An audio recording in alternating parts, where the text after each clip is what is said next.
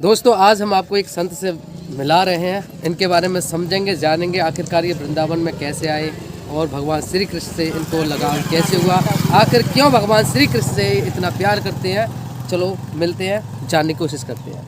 राधे राधे बाबा। माता रानी वैष्णो देवी से आए, माता रानी से परिक्रमा करते हुए तो यहाँ तक हमारा विराम हुआ। उसके बाद में माता रानी का कृपा हुई थी। उसके बाद में ब्रज क्षेत्र के अंदर भ्रमण करते हुए जो साधु महात्मा इधर आ रहे थे तो परिक्रमा भंडारे करते हुए फिर प्रसाद वगैरह हुआ, फिर वही भी करते हुए निकल रहे थे। ब्रज के अंदर अति उत्तम भारत के अंदर एक भूमि है जहाँ की देश विदेश से लोग यहाँ दर्शन करने हेतु यहाँ आते हैं और अपनी अपनी तपस्या का फल कर्मों के द्वारा जैसे। बेसिकली आप कहाँ के रहने वाले, आपका जन्म कहाँ हुआ था? हमारी जन्म हुई है काशी नगरी के अंदर, उत्तर प्रदेश। काशी के रहने वाले हैं। भगवान शिव की नगरी से भगवान कृष्ण की नगरी में आ गए आप। आपको कृष्ण भगवान का प्रेम यहाँ पर खींच लाया। जी। तो एक बार आप बताइए कि आपकी उम्र कितनी है और आपको रहते हुए वृंदावन में कितना समय हो गया? हमें ब्रज क्षेत्र में तो अभी फिलहाल 2-3 दिन के अंदर हुआ। वैसे हम जम्मू के अंदर रहते हैं, रघुनाथ मंदिर है जी। तो वहाँ पे अपने श्री गुरु महाराज जी भी रहते हैं। दूसरा एक हरिद्वार में भी आश्रम बना रहे हैं। अभी वृंदावन में आप कहाँ रुके हुए हैं? अटल चुंगी राम मंदिर है। अटल्ला चुंगी पर जो राम मंदिर है वहाँ पर रुके हुए हैं। तो यहाँ पर ब्रज में आकर के आपको कैसा अनुभव हो रहा है? बहुत आनंद आया। ब्रज का परिक्रमा किए, बहुत ही आनंद आया। लोग का दर्शन हुआ, भाविक बहुत प्रेम मिला। तो यहाँ पर आप कौन से मंदिर अब तक घूम चुके हैं? हम अटल्ला चुंगी राम मंदिर गए, श्री कृष्ण परिक्रमा लगाए, फिर कृष्ण भगवान जी का दर्शन किए, फिर इधर यहाँ पर मथुरा में अपने जो जहाँ जन्म है वहाँ गए, फिर परिक्रमा करने गए अपने काम ये गोवर्धन पर्वत का, वहाँ पर वापस आए, फिर अपने हरिद्वार की तरफ निकल जाएंगे। अब आप हरिद्वार जाएंगे। आपका ये आपने पूरा अपना जीवन धर्म के प्रति समर्पण कर रखा है। जी। जिस तरीके से आप काशी, कभी हरिद्वार, कभी मथुरा, इस तरीके से आप पूरा भ्रमण करते रहते हैं और जो भी तीर्थ स्थान है उनके दर्शन का लाभ प्राप्त करते रहते हैं। तो एक बार हमारे दर्शकों को एक बार भगवान के प्रति जिस तरीके से लोग आज अपना विश्वास खोते जा रहे हैं, उनको थोड़ा सा बताइए कि भगवान पर भरोसा करेंगे तो हमें क्या प्राप्त हो सकता है, और जो भगवान के प्रति आस्था नहीं रख रहे हैं वो कितना घोर पाप कर रहे हैं। वो तो कर्मों के अनुसार है। तो कलयुग के अंदर दिया हुआ है कि कलयुग सारे चरण में रहेगा। शुरुआत का सीमा है 4,84,000 वर्ष इसकी आयु है। इसके वजह से ये तो 5,000 वर्ष भी नहीं हुए। इससे कलिकाल के अंदर भगवान ने स्वयं ही कहा है कि हम कलयुग के अंदर हमारा साथ है। साथ के अंदर ये तो धर्म अधर्म का सदा ही चला आया है, लेकिन कलिकाल के अंदर जो संत महात्मा जो ऐसे ऐसे हुए, कई ऐसे जो कि जेल के अंदर हैं, कई ऐसे लोग हैं जो कि धर्म के आड़ में लोग विचर रहे हैं, और आज जो भ्रमण करने वाले साधु महात्मा हैं उनके ऊपर कोई गौर नहीं किया जाता है। कई ऐसे कांड हुए जैसे कि अपने महाराष्ट्र के अंदर हुए जो केस हुआ, उसके ऊपर गवर्नमेंट का भी कोई हिसाब नहीं हुआ। उसके बाद में प्रयागराज के अंदर हमारे श्री पंडित स्नान जूना अखाड़े के महंत जी थे, उनके भी मतलब जैसे तैसे उनको मतलब शरीर देहांत हुआ। उसके बाद में उसका कोई कार्रवाई मतलब संतों के प्रति कई प्रकार के है। इसमें पब्लिक को भी नहीं मालूम है कि संत कौन है या संत कौन है। पब्लिक तो भेष पे रहती है, भेष का धारण है, तो पब्लिक को भी वो इसकी भी गलती नहीं है, क्योंकि धर्मार्थ है ये। धर्म के आड़ पे जो लोग कर रहे हैं उसका पुण्य परमात्मा देता है। यहाँ है धरती पे, धरती वाले से एक मतलब लाभ करने हैं, लेकिन वो तो ऊपर वाले का परमात्मा का दिया हुआ है। जिसका अन्न जैसा खाएंगे वैसा मन होता है।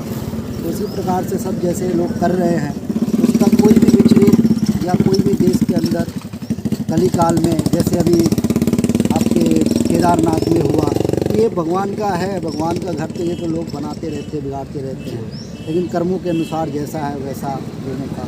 लेकिन ये हमारे अति आवश्यक है कि साधु समाज के अंदर बहुत गंभीरता से इसकी जो जहाँ तक का है, जैसे लोग तपस्या कर रहे हैं उनकी तपस्या का उनका प्रदान किया जाए। गवर्नमेंट से भी हमारी यही मांग है, जो कि गवर्नमेंट आज के डेट में यहाँ पर साधु महात्मा ज़्यादा हो जाते हैं, भेषधारी लोग बैठे हुए हैं।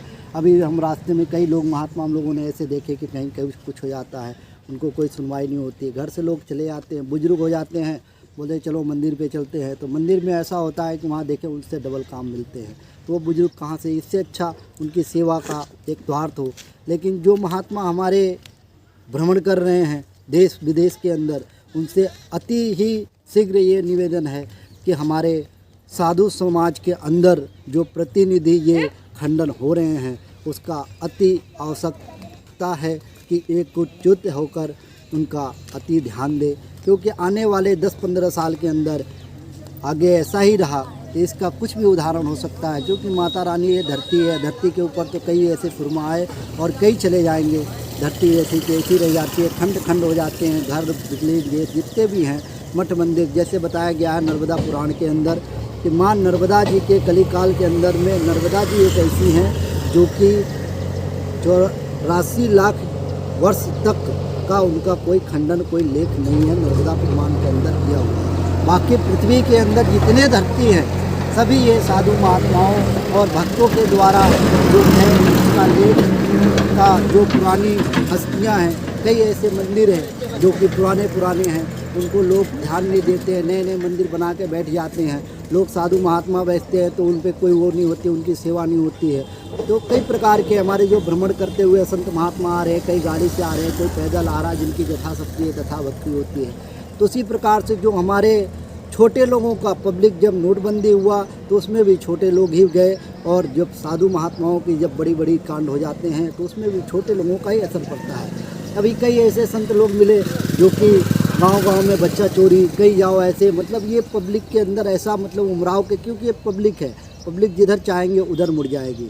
तो उसी प्रकार से इस पब्लिक को हमारे सभी लोगों से एक ही निवेदन है कि हाथ जोड़ के कि इस पब्लिक का अति विश्वास जो पहले था आज से 15, 20, 50 साल, वो विश्वास लाने की कृपा करे। हमारे संत महात्माओं, हमारे देवी देवताओं से यही आग्रह है कि हमारी धरती का यही संचालन हो जो शुरू से चला आया है।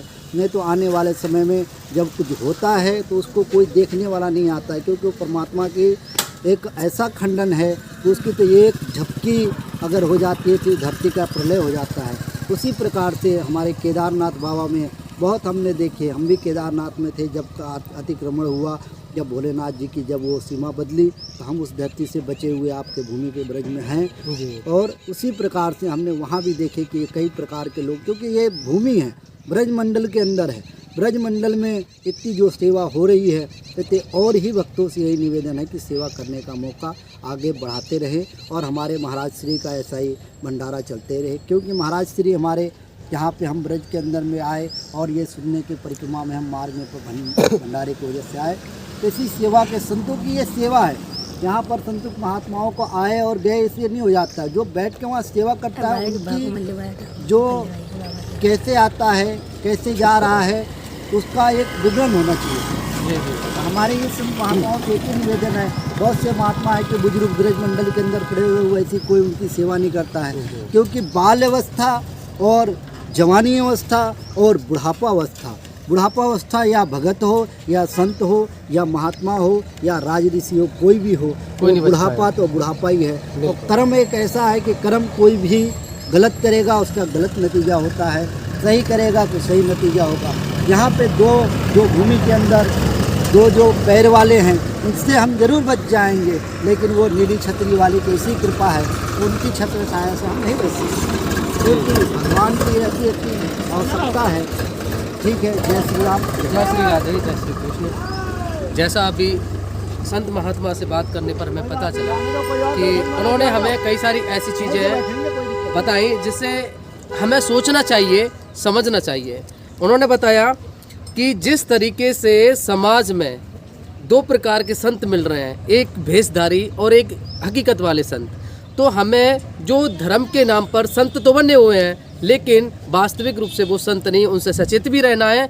और ऐसे संत जो वास्तविक संत हैं उनकी जो दिनचर्या है, जैसा उन्होंने बताया कि बुढ़ापा आने पर उनकी बहुत ही ज़्यादा व्यवस्था खराब हो जाती है, उनको आने जाने में तकलीफ, रहने में, खाने पीने, बहुत सारी तकलीफ़ों का सामना भी करना पड़ता है। तो ऐसे संत जो वास्तविक संत हैं उनके ऊपर सरकार को ध्यान देना चाहिए और ऐसी पॉलिसी तैयार करनी चाहिए जिनसे हमारे जो वास्तविक संत हैं उनको समस्याएं ना हो और उनका कुछ भला हो पाए। और साथ ही में उन्होंने निवेदन भी किया समाज से कि समाज को ये चाहिए कि जो आज से बहुत समय पहले जिस प्रकार से संतों पर विश्वास हुआ करता था, उस विश्वास को फिर से लाया जाए।